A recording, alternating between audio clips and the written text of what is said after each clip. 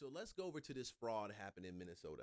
When I saw this report, I saw the kingpin of of this feed the children. There's a feed the children. Oh, let me run this real quick. Check it out. The Trump administration, in part, has justified the immigration crackdown in Minnesota by citing fraud involving members of the state's Somali community. Prosecutors have charged 78 people in the biggest scheme, a $250 million COVID-era plot to defraud a program that was supposed to feed hungry children. But the woman they describe as the mastermind is not Somalian. She gave an exclusive interview behind bars to our Jonah Kaplan. As tensions spiked over the administration's immigration crackdown, we spoke with Aimee Bock from her Minnesota jail cell. To what extent do you feel responsible for what's going on? I feel guilt about every piece of this. And I bet she does. I mean, shoot, you facing a good stretch. And after you do your stretch, I know you're going to come out with your secret bag that was hidden. So I'm sure she felt it. And they're asking the right question. She's not Somalian. If anything, she's on the other side. I think she's probably like the women that were standing around what's her name? Ilhan Omar, when she was trying to go down to the ICE detention center. Just white liberal women, you know. Her case, she got the bag. And now I guess they're trying to say she's responsible for it. Not these daycare centers that Nick Shirley pulled out. She's the one who's been the mastermind, and that's responsible. Wish more than anything that I could go back and change things. Fraud has been the pretext for the administration's Minnesota pressure campaign. And prosecutors say there is no bigger fraudster than Aimee Bock. Aimee Bock masterminded a $250 million fraud scheme. Her now infamous nonprofit, Feeding Our Future, signed up restaurants and caterers, many from Minnesota's large Somali community, to receive taxpayer money for feeding hungry kids. The community deserves this. The children need this. While Bock So they're trying to say that she's the reason why those guys walked into that situation, or Somalians. They shouldn't have been there.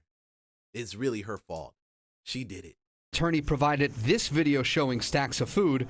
Prosecutors say Bock and the businesses she recruited stole millions, spending it on luxury cars, real estate ventures, and vacations. In 2019, Feeding Our Future submitted $3 million worth of meal claims. 2 years later, it submitted nearly $200 million. All of a sudden, you're cutting $200 million worth of checks. How do you not see that as major red flags and keep this going? We relied on the state. We told the state, this site is going to operate at this address, this day, this time, and this number of children. The state would then tell us that's approved. In text messages revealed in court, she compared Feeding Our Future to the mob. Are you a mob boss? Absolutely not.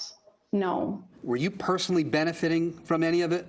I collected my salary, and that was all that was collected. Didn't federal agents find gold jewelry, cash in your closet? They found minimal jewelry. I believe it was like 2 pair of earrings, a bracelet, a watch. There was some cash there. Do you believe? Now, I thought she was actually giving more of the goods, and she was good. No.